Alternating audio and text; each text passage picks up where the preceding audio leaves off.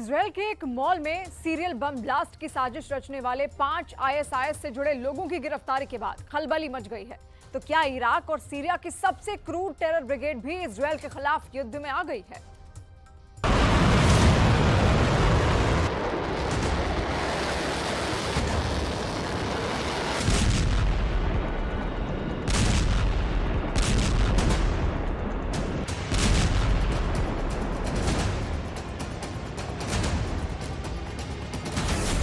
7 front 7,000 धमाके।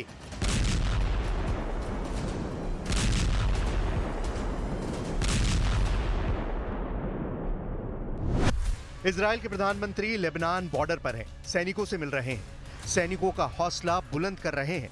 लेकिन ऐसी जरूरत क्या पड़ी कि नेतन्याहू को लेबनान बॉर्डर जाना पड़ा? नेतन्याहू जमीन पर बैठे हैं, कमांडर उन्हें ब्रीफ कर रहे हैं। नेतन्याहू अपने कमांडरों की बात बहुत ही ध्यान से सुन रहे हैं और उन्हें कुछ आदेश भी दे रहे हैं। नेतन्याहू अपने कमांडरों से क्या बात कर रहे हैं ये भी आपको बताएंगे, लेकिन उससे पहले इस जगह को देखिए। कहते हैं कि तस्वीरें खामोशी के साथ बहुत कुछ बयां कर जाती हैं। नेतन्याहू जिस जगह पर बैठे हैं उसके ठीक पीछे दीवार पर हिब्रू भाषा में लिखा हुआ है टुगेदर वी विल विन, यानी हम सब मिलकर जीतेंगे। तो सवाल है कि क्या लेबनान मोर्चे पर इजराइल का हौसला बिखर रहा है?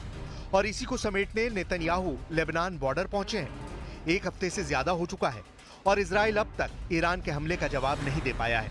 उसका फोकस अब भी लेबनान है और लेबनान के बॉर्डर पर लड़ाई मुश्किल होती जा रही है, क्योंकि इजराइल को 10,000 अतिरिक्त सैनिक यानी एक रिजर्व डिवीजन लेबनान बॉर्डर पर तैनात करना पड़ा है।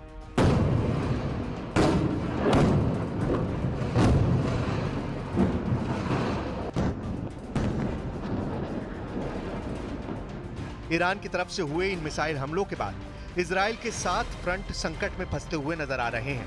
क्या 7 फ्रंट पर नेतन्याहू की सेना कमजोर पड़ती जा रही है? इसीलिए सेना का मनोबल बढ़ाने के लिए नेतन्याहू को उत्तरी कमान के तहत आने वाले लेबनान बॉर्डर पहुंचना पड़ा। इजराइल कहां पड़ रहा है कमजोर और किन मोर्चों पर इजराइल कर रहा है धुआंधार हमले, ये हम आपको आगे बताएंगे। लेकिन उससे पहले देखिए सैनिकों से मुलाकात के बाद नेतन्याहू ने क्या कहा। אנחנו משנים את המציאות מקצה אל קצה. וכל העולם משתאה מהמכות שאתם מנחיתים על אויבינו, ואני מצדיע לכם ואומר לכם, אתם דור הניצחון. יחד נילחם ויחד ננצח, בעזרת השם. नेतन्याहू दिखाना चाहते हैं कि एक अकेला 7 फ्रंट पर भारी है। क्या ये सही है? पश्चिम एशिया में इजराइल इस वक्त 7 मोर्चों पर जंग लड़ रहा है। इन मोर्चों पर लड़ने के लिए अमेरिका इजराइल की पूरी मदद करता है। गोला, बम, बारूद, हथियार सब कुछ नॉन स्टॉप सप्लाई करता है और इन्हीं हथियारों से बेरूत में लगातार धमाके भी हो रहे हैं। लेकिन जब बात ग्राउंड ऑपरेशन की आती है तो वहां पर नेतन्याहू अकेले पड़ जाते हैं, क्योंकि अमेरिका उनकी वहां पर मदद नहीं कर पाता। यही वजह है कि जमीन की लड़ाई में इजराइल मुश्किल में है। नसरुल्लाह के मारे जाने के बाद भी हिजबुल्लाह की बैटरी पूरी तरह से चार्ज है। गाजा में हमास, वेस्ट बैंक में हमास और फिलिस्तीनी जिहाद, लेबनान में हिजबुल्लाह, इराक में हशद अल शाबी, सीरिया में अफगानी शरणार्थियों का संगठन फातिमिया ब्रिगेड, यमन में हुती विद्रोही और बहरीन में अल अश्तर ब्रिगेड है। इन 7 मोर्चों पर इजराइल अकेला लड़ाई लड़ रहा है।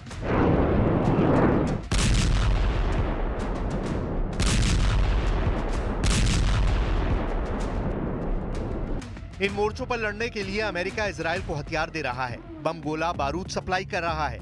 इसी बम गोलों से बेरूत में नॉन स्टॉप धमाके हो रहे हैं।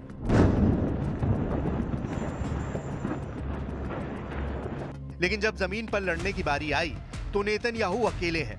इजराइल इस वक्त लेबनान में ग्राउंड ऑपरेशन कर रहा है, लेकिन ये ऑपरेशन इजराइल के लिए उतना आसान नहीं। नसरल्लाह के मारे जाने के बाद भी हिजबुल्लाह की बैटरी पूरी तरह चार्ज है।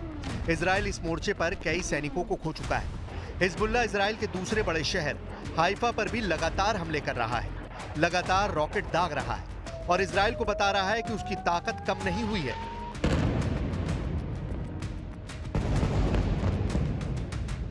أمريكا ودول غربية كلهم يحاولون أن يضغطوا علينا من أجل أن نخشى وأن نخاف، لكننا لن نخشى ولن نخاف. यही वजह है कि नेतन्याहू अपना पूरा गुस्सा लेबनान की राजधानी बेरूत पर उतार रहे हैं। बेरूत से आई इस तस्वीर को देखिए। बेरूत का ये वीडियो न्यूज़ 18 के कैमरे पर रिकॉर्ड हुआ है।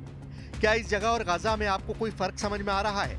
अब इजराइल बेरूत को दूसरा गाजा बनाना चाहता है, ये इन तस्वीरों से साफ है। ये वीडियो उस जगह का है जिसे लेबनान में हिजबुल्लाह का गढ़ माना जाता है। ये न्यूज़ 18 इंडिया का एक्सक्लूसिव वीडियो है। ये बेरूत का दाहिया इलाका है और यहाँ इजराइल की बमबारी के बाद के हालात आप देख सकते हैं। यही वो जगह है जहां पर इजराइल लगातार बमबारी कर रहा है और यहीं पास में ही हिजबुल्लाह का हेडक्वार्टर भी है और ये इस वक्त इजराइल का सबसे बड़ा टारगेट है। इजराइल का अटैक इतना जोरदार था जिसने इतना बड़ा गड्ढा बन गया। इस जगह को लेकर इजराइल का दावा है कि यहां पर हथियारों का डिपो है जिससे हिजबुल्लाह को मदद मिल रही है। इसीलिए इजराइल ने यहां पर बम गिराया और नतीजा आपके सामने है। مخزن سلاح ولو في مخزن سلاح او اشياء كان تطلع الريحه اكثر من هيك ضلها ولعانه وعم تولع اكثر.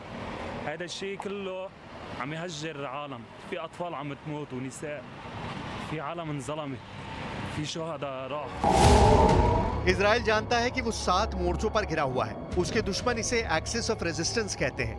क्या होता है एक्सिस ऑफ रेजिस्टेंस? उससे पहले देखिए इजराइल के दुश्मनों की हिट लिस्ट। इजराइल का पहला फ्रंट गजा। इस फ्रंट पर हमास अब भी एक्टिव है। हमास को पूरी तरह खत्म करने में इजराइल अब तक नाकाम साबित हुआ है। इजराइल की बमबारी में 42,000 लोगों की मौत हो चुकी है और हमास अब भी अपनी सुरंगों से निकलकर इजराइल की सेना पर हमला कर रहा है। उसके कब्जे में अब भी 60 से ज्यादा इजरायली बंधक हैं। इजराइल का दूसरा फ्रंट वेस्ट बैंक। इजराइल की पूर्वी सीमा पर वेस्ट बैंक बसा हुआ है। ये फिलिस्तीन का इलाका है और यहां भी कई संगठन इजराइल के खिलाफ एक्टिव हैं। इजराइल का तीसरा फ्रंट लेबनान। हिजबुल्लाह यानी लेबनान का मिलिशिया। 1982 में हिजबुल्लाह के गठन के बाद से इजराइल से उसकी लड़ाई हमेशा होती रही है। हिजबुल्लाह चीफ हसन नसरल्लाह की मौत हो चुकी है, लेकिन ये मिलिशिया अब भी इजराइल का सबसे खतरनाक दुश्मन बना हुआ है। इजराइल का चौथा फ्रंट यमन के हूती विद्रोही।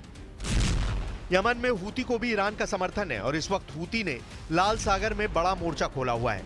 उसके टारगेट पर सिर्फ इजराइल ही नहीं बल्कि अमेरिका और ब्रिटेन के जहाज भी हैं। हूती इजराइल पर भी बैलिस्टिक मिसाइल और ड्रोन हमले लगातार कर रहे हैं।